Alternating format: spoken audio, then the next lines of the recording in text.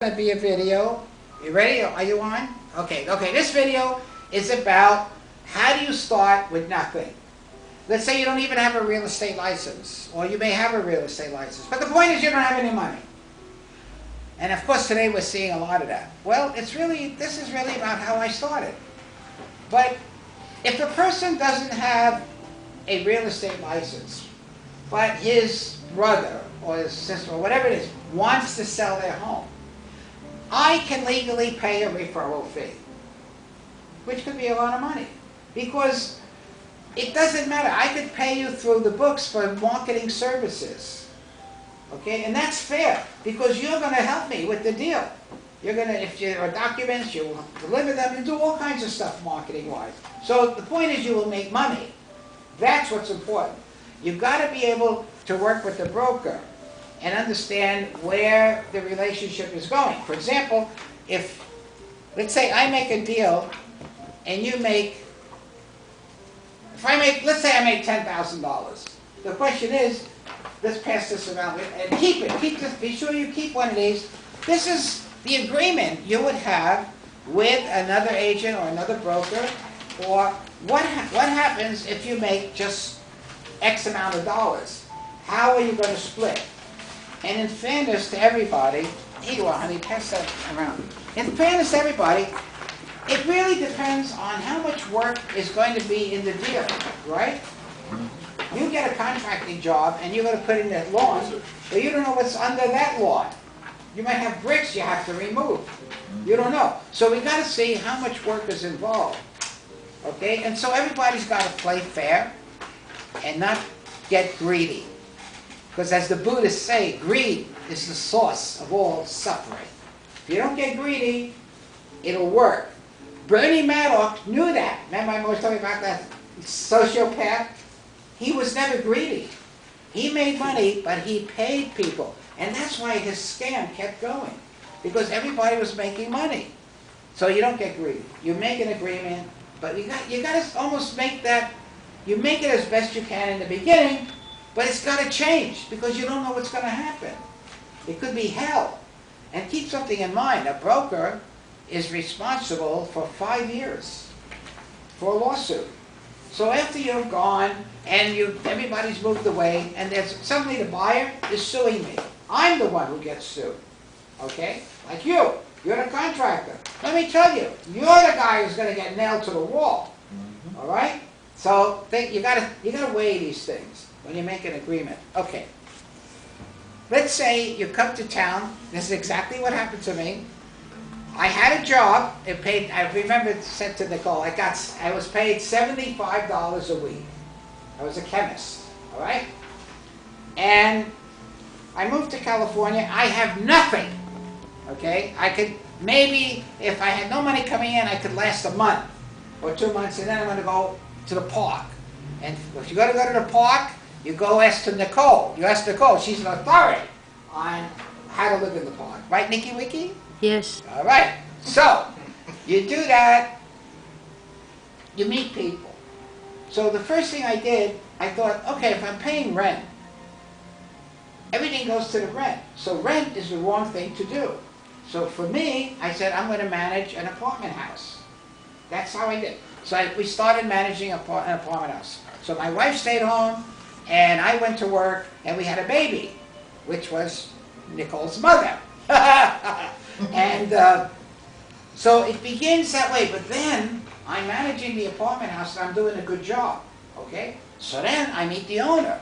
The owner comes, he says, gee, it's really going very well, and everything's nice, and he got a lot of complaints from the tenants.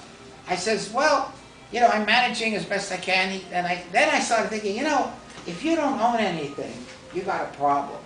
You've got to own real estate. So I don't know how I knew this stuff, because in my family, nobody did this. All right?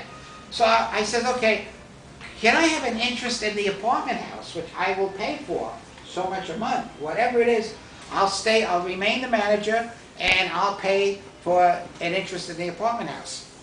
But meanwhile, before I got there was so much trouble. I mean, he was losing money, tenants were fighting, everything was going on. Anyway, he sold me an interest. It was $9,000 for 1/3 of the apartment house. So now, I'm not paying rent, and I now am going to own in the form of an agreement. Nothing was recorded, so it was an honorable thing between the owner and me. Well, he sold me that 1/3 interest, and then I am going to the medical school at USC in Los Angeles, and I'm talking to the doctors. And meanwhile, I'm young, right, running around everywhere, and I'm talking to one of the doctors, and the doctor says, God, I pay so much in taxes. I said, you know what? You need a tax shelter. You need something to offset your income. You should own residential income property. See, because then I was really studying this stuff. And the doctor said, well, what do you mean? I said, why don't you buy an apartment house? Because this guy had a lot of money. I mean, mega bucks. He says, so what if I buy an apartment house? I said, well, you get depreciation, you get all the expenses of the apartment house, and I said, you've got too much money anyway. So you could buy an apartment house. He bought the apartment house I was living in. So now I got back my $9,000 plus more money, right? And it got sold, and I continued managing because I want to make it a clean deal. I don't want to stick the guy with no management. And then I told him, I said, well, I got to move now because I moved to another apartment house that this same person who owned that apartment house sold me. And that apartment house, the name of that apartment house was the Rubicon. Okay? That's where it all started. So then we moved to the second one. All right? And the second one was not sold through the medical school. It was sold outside. But then again, see, now I had $9,000 plus more money. So then I bought 25% of that apartment house, which was a big one. Meanwhile, the owner likes me and trusts me. If people like you and trust you and you've got a good partnership, you could do anything. All right? As long as you know you could trust that person, you can fight, you can do anything you want.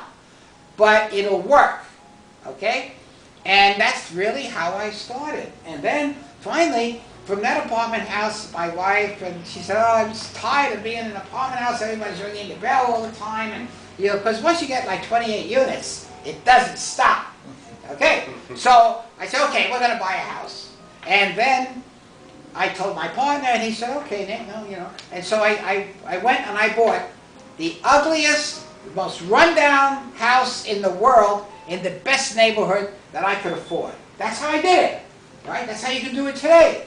If you're going to buy a house, you buy the worst house in the best area. Location, location, location.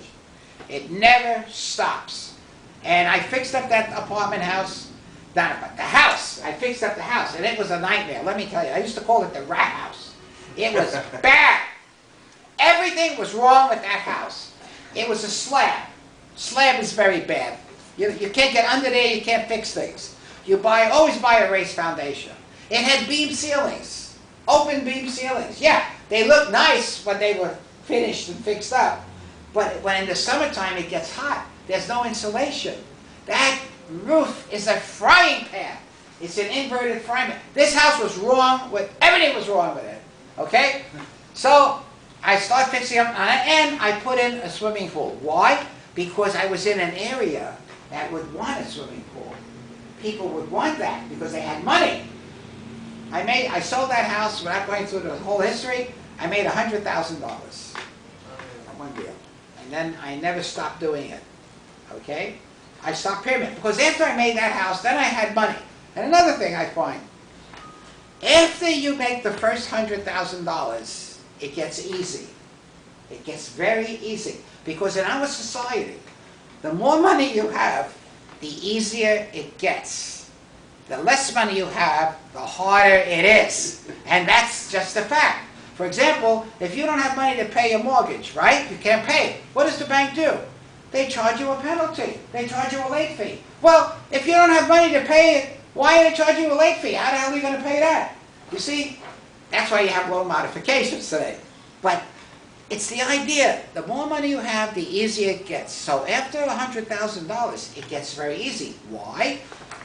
Your credit is good. You always keep good credit. If you have no money, you want to have good credit all the time. Why? Because you're going to borrow money. You're going to use what they call OPM, other people's money. That's what you're going to do.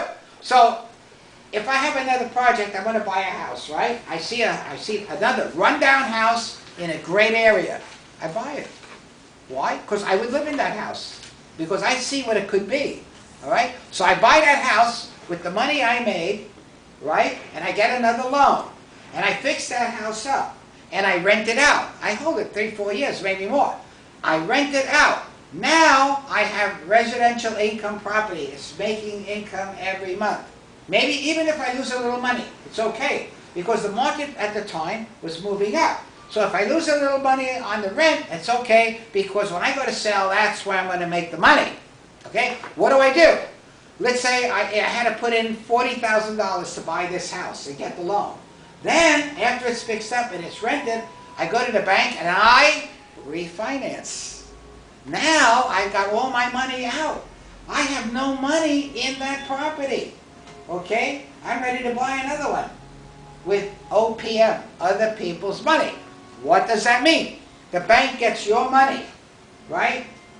Pays you very little interest and then lends it to me. And they make more money on the interest. They don't care. They're there to make money. They love me. When I used to walk into Bank of America, oh, Nick, how are you? Not because they like me. I made the money. Okay? But I'm making money. And that is the pyramiding. You buy, you fix up, you rent out, you refinance. You never have money out. Money has to be working for you all the time. And that's how I started with nothing, because you've got to know people. Well, you're going to meet a lot of people. Okay. I'm going to go to the fair, all right, with Nicole and her mother. Let me tell you, I'm bringing my business cards, I'm bringing my rulers. I'm going to have a great time at the fair. All right, I'm going to go from booth to booth. I'm going to meet every single person at that fair and have a lot of fun, by the way. Okay, especially beautiful women. You know, and here, I'm going to be in a wheelchair, they're going to love me. But that's basically the structure. And if you go to these things, how to flip homes, it's all bullshit. It's so simple. You don't have to know all of that. Especially if you're a contractor, for Christ's sake, you're there. You know, it's a simple procedure. Okay, but you've got to have good credit. Okay, now, Leon wanted to build shopping centers. All right. Let's say, and that's another thing we wanted to do, but we had no money again. Again, no money. We borrowed money from his family. Now comes one of the greatest tools I've ever used, and it's what I continue to do. I say to Fred, I know Fred, I know him a few years, we can pretty much trust each other. Fred has a lot of money. I don't have any money. I said, Fred, we want to build a shopping center, and we can make so many stores. We have a package of this is what's going to happen with this. And I show Fred, and I go through everything very nicely. And I said, for Fred, we don't have any money.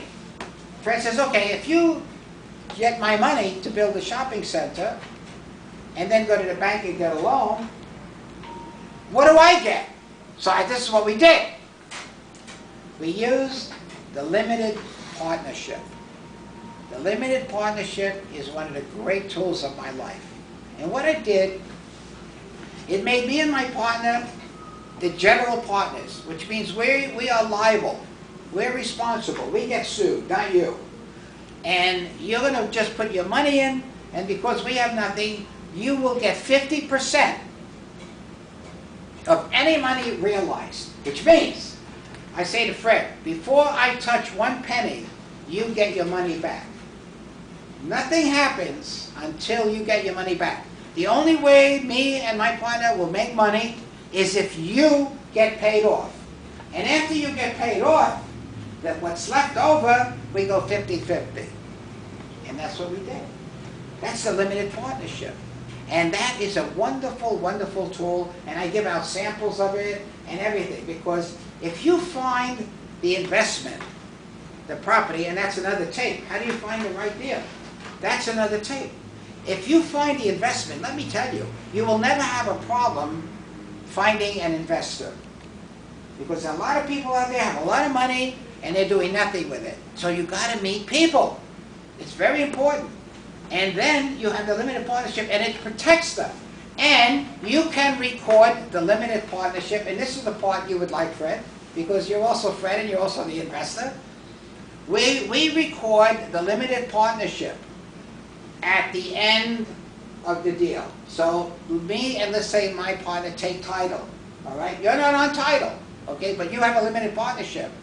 We then record the limited partnership right behind the loan, okay? So if anything happens, let's say my partner goes bad, and he tries to mortgage the property without my knowing, or this sort of thing.